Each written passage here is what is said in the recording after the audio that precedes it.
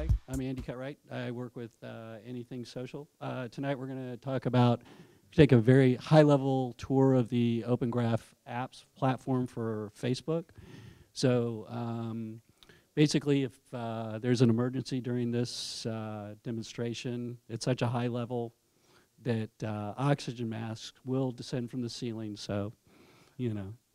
Yeah, I worked on that one all afternoon. Thank you. Thank you very much. Okay. So, like I said, I work for Anything Social. We're a social consulting firm, and Ian's explained to you guys what we do. I don't think one thing Ian brought up was that if you're smart, you get things done. You like working Ruby and Rails. You like working on a lot of different stuff. You like interesting challenges. We'd love to talk to you. I'm sure everybody here is well employed. Almost everybody is in this world. You can reach me at this email address, and you can reach any of us at this at this domain by our names. So with that, let's move on and talk about what we're going to talk about. So what is the Open Graph? You can really think of the Open Graph in two different ways. You can think of it in terms of a data structure, or you can think of it in terms of the data it contains and what it really means. So as a data structure, it's really just a big graph. You have a RESTful view of the relationships between people and objects on Facebook. You access it by making HTTP requests. You know, you can use wget, curl, Facebook or two, REST graph, whatever it is you want to use. And you get back JSON data structure. The simplest, easiest to understand example of how you access the graph is accessing the current user. So you need, these URLs, you need an access token. So I think most of you hopefully are familiar with Facebook development and authorization. If you're not, we can talk about that afterwards. So you make this call and you get back a JSON data structure. So the graph is basically easily understood as a set of URLs, a set of resources, nested resources, and the nesting resources explain the relationships between the things. I think importantly though, the Open Graph is actually about the relationships of people and objects and actions on Facebook and in the world. So the Facebook Open Graph as it's implemented right now in terms of the things that are in the graph, that is the pieces of your life, because it is your life in there. It's my life anyway. I don't know about the rest of you. The way that they've structured the graph is basically in terms of a has-a relationship. So friends, you're going to have, a user is going to have friends. A user is going to have albums. A user is going to have groups. And these are relationships between you, your friends, and things, right? So it's not really that interesting. You know, it's just like a box of stuff. Now, here we see a URL again, back to the computer science world. The real simple way to access graph data, me, friends. This explains very clearly the relationship between me, that user that you're working with at the time, and what it is that you're looking at relative to the person. So here we're looking for the friends. The other thing that you see on Facebook and everywhere in the world these days is the ubiquitous like button. Now, one of these things is not like the other. Yeah, okay. Okay, yeah. Yeah, I'll be here all week. So basically, like is not a has-a relationship. Like is more active.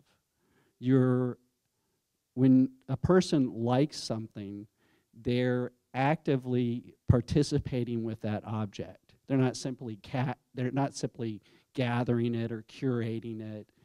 It's acting on something. So you like a page, or you like somebody's political views, or you like some comment, you know.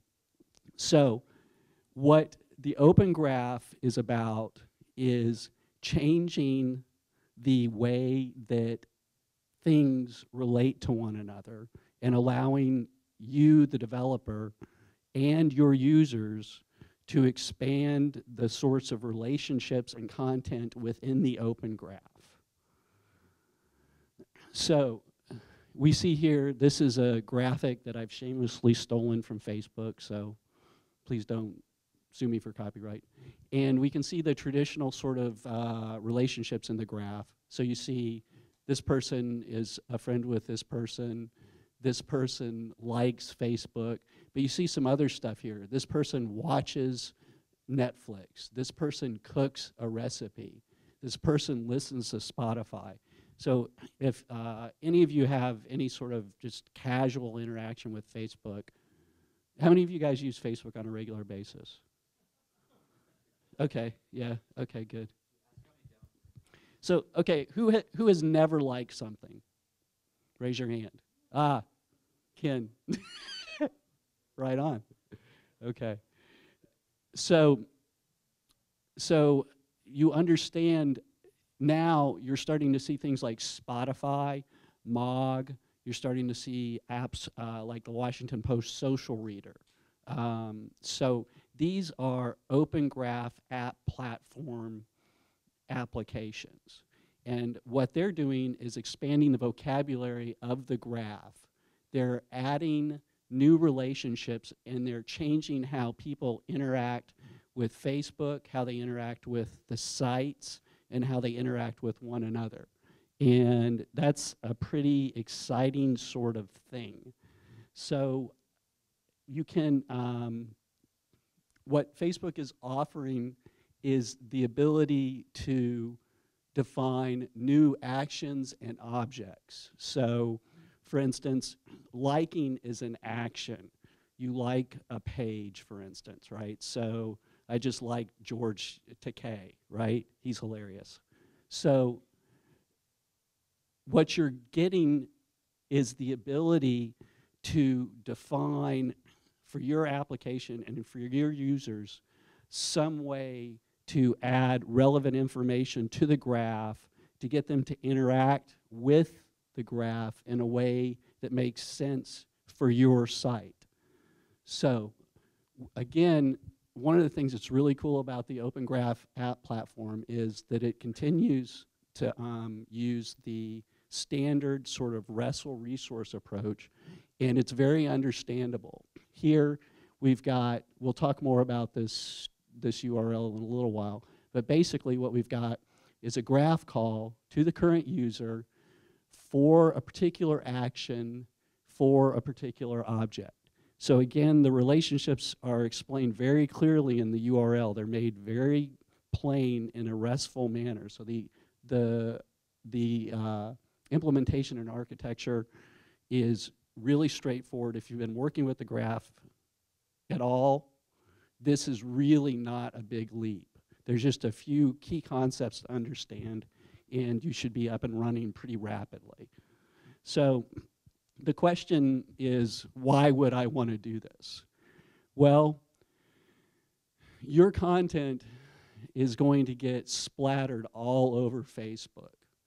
You're gonna, yeah, that sounded good, didn't it?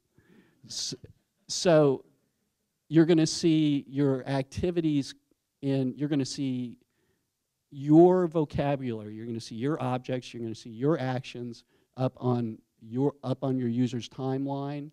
You're gonna see it posted into the friends nudes feed.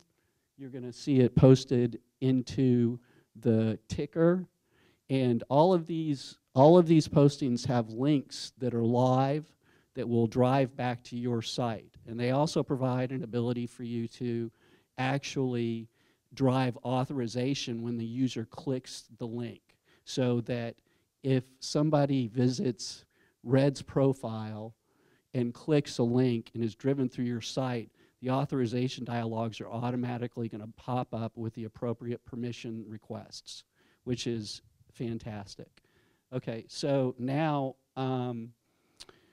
at the end of the day, what you're going to get is more traffic to your site, which is really what everybody here, I think, is about. Well, maybe not. Maybe you're about helping kids learn math.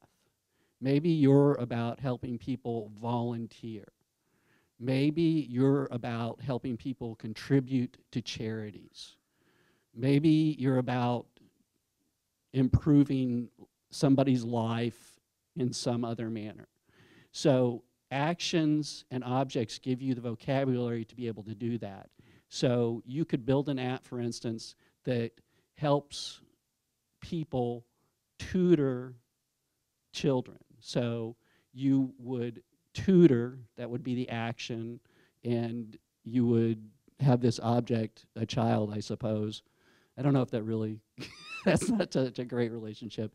But you can imagine applications that would not just be profit-driven, but would be descriptive of the sort of goals that you want to achieve, political, social, whatever. So there's a lot of things that can be achieved, and there's a lot of things that I'm sure people here can imagine that they might want to build that the Open Graph app platform is going to allow. So, okay. Now, to make this a little more concrete, we're going to look at a demo that I put together. And this is the most fantastic demo on the face of the planet. So let's take a look. And this is puggers.com. Now, I know everybody loves pugs, right? It's the perfect dog. There's no question about it. Okay. So what we have here is the new vocabulary in action.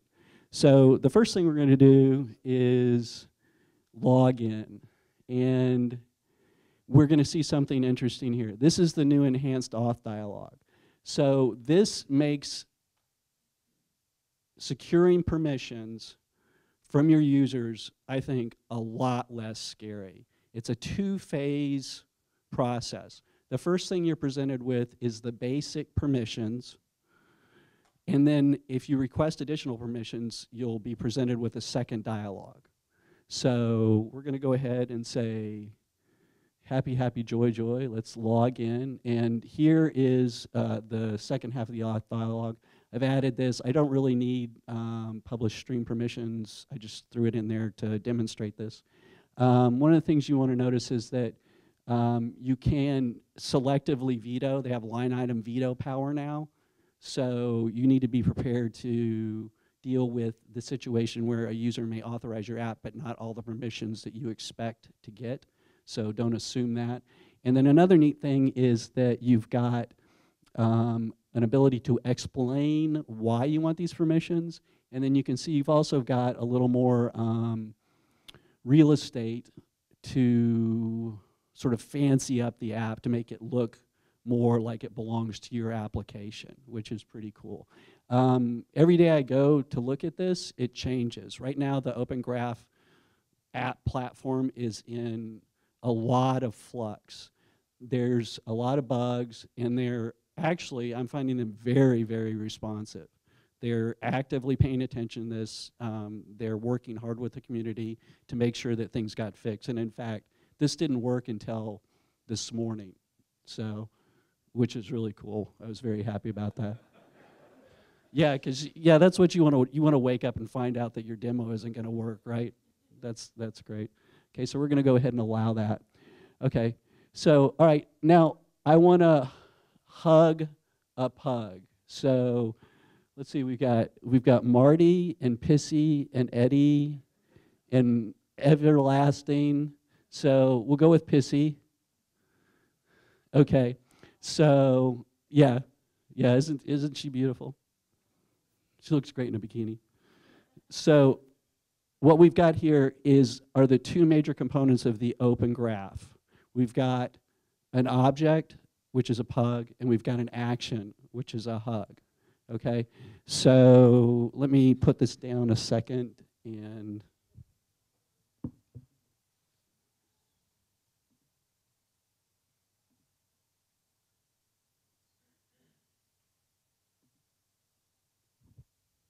Okay, so I'm showing you this. We'll talk about this some more later, but objects have meta properties. And it's important that you define them appropriately, and Facebook has a bunch of tools to help you do this correctly. It's really not that difficult, just a matter of spitting out some properties. So we'll talk about that more later. Okay, so, all right, let's hug Pissy. Hey, you hugged a pug. Okay, so aren't you happy now? Don't you feel better?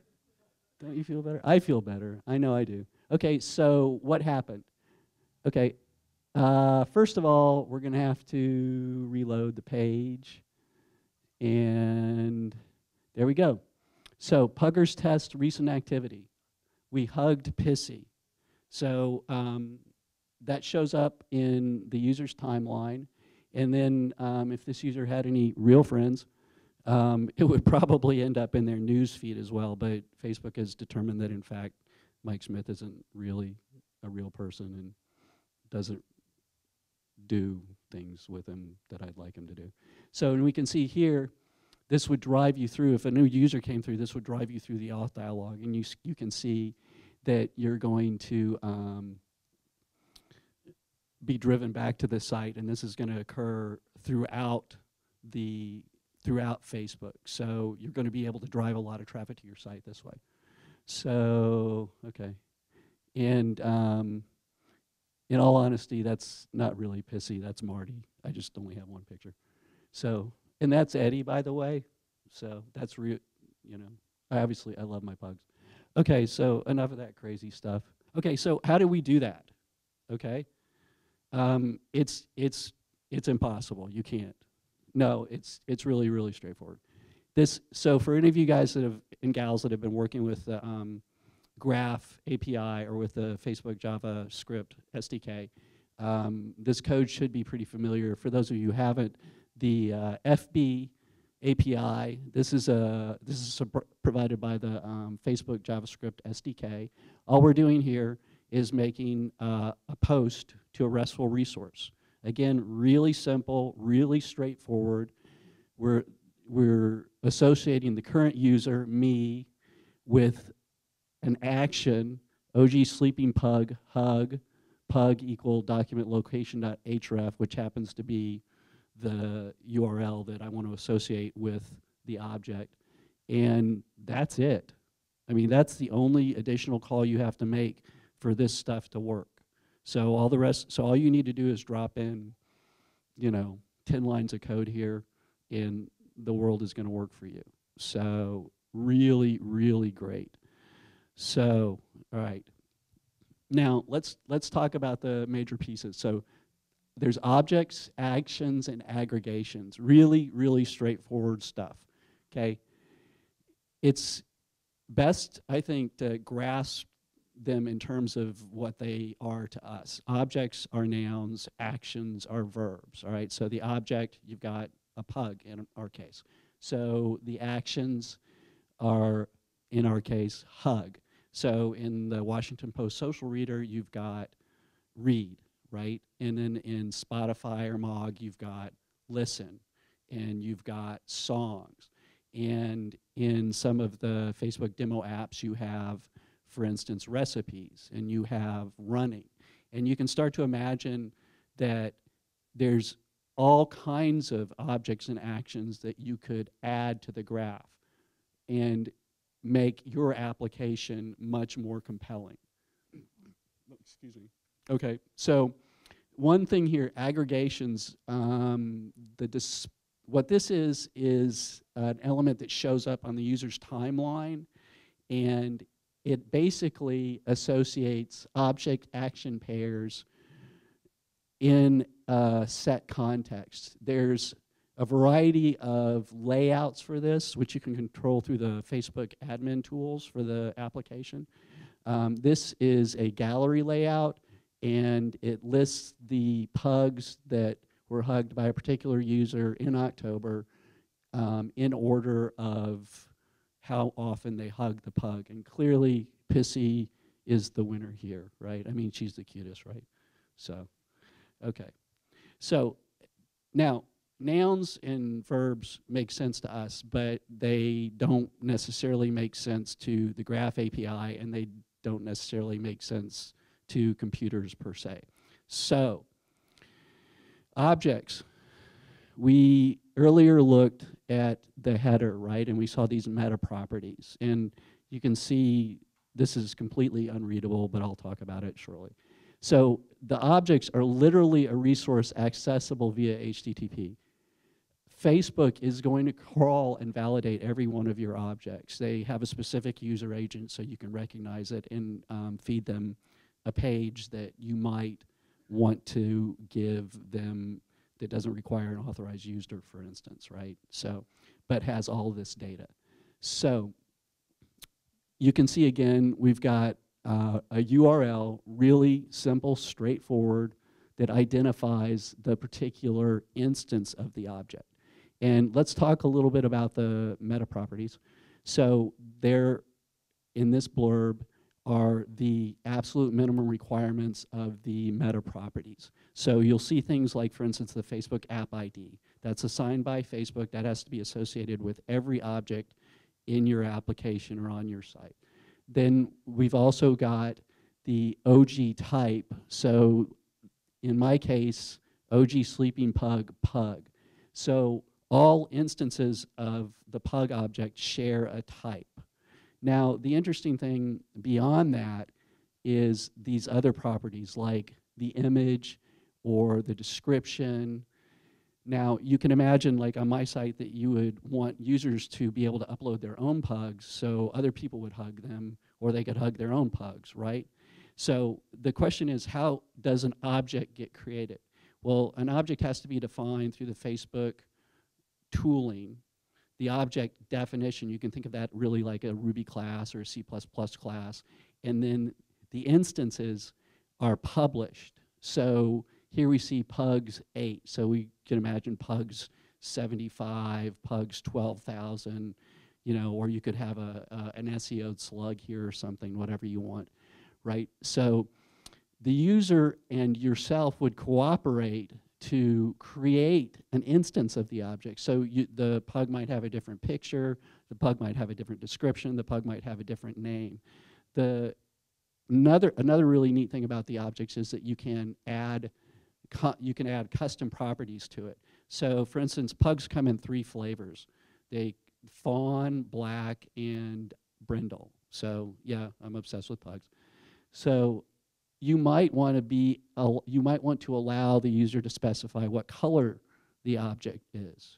So you can also, for instance, imagine in a recipe or a cooking application that you would want to say this is a vegan recipe, or you might want to say this is a vegetarian recipe, or this is a dairy-free recipe, or whatever.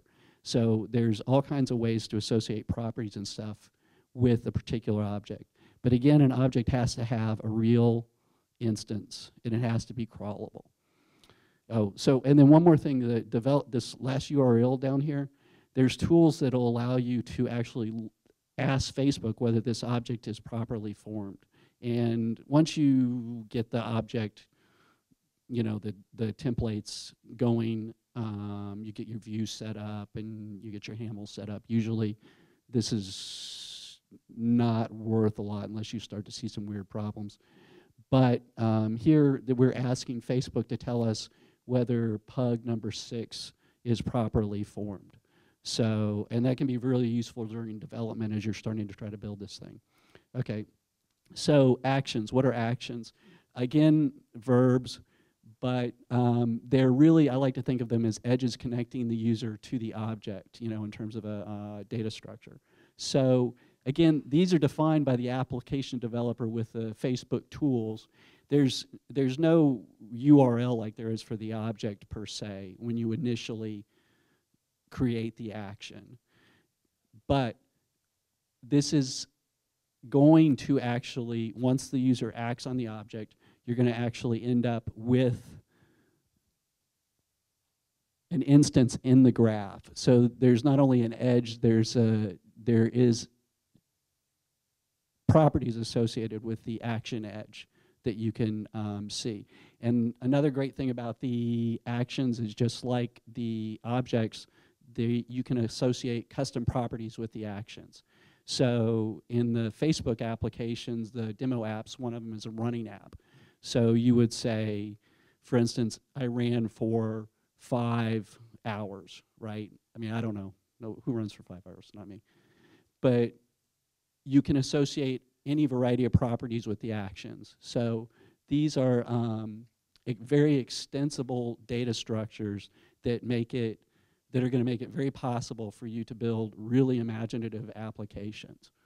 So, okay, and the next stuff. So we're really not going to go into a lot of details here. This is, like I said, a real high-level tour. There is some setup stuff.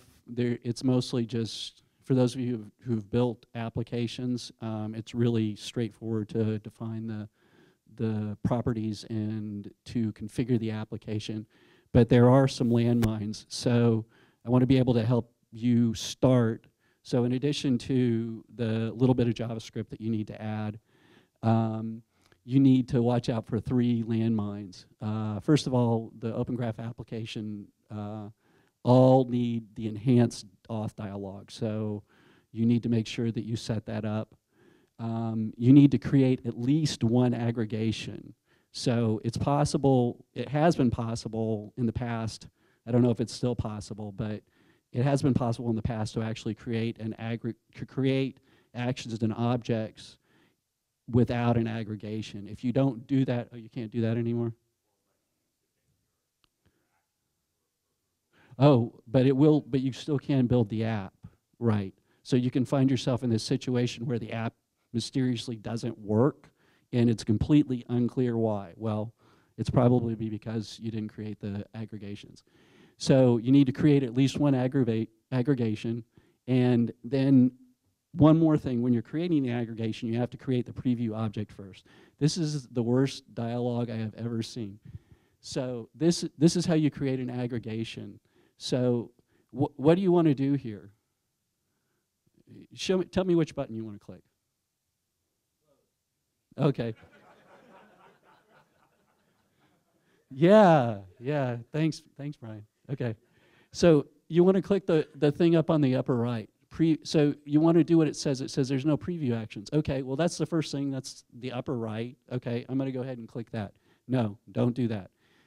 The first thing you want to do is create a preview object. So just click Add New and accept all the defaults. You can go back and edit this stuff later, so don't worry about it. It's fungible. Don't worry about it. Just to get started, just do this. Click the preview object, Add New, accept all the defaults. So then you're going to create the preview action. And the interesting thing up here is the last line here, where it says joke, reference, sample joke. This box right here is a drop down. And when you click on it, it'll drop down and it'll show you the sample object, whatever object type it is you created. In this case, it was a joke. I was creating another app to rate jokes. So in this case, it's a sample joke, and you need to make sure you populate that properly. So just take what it tells you, click OK, and you're done. And at that point, you're now going to be able to actually use your action and your objects in your application. So questions?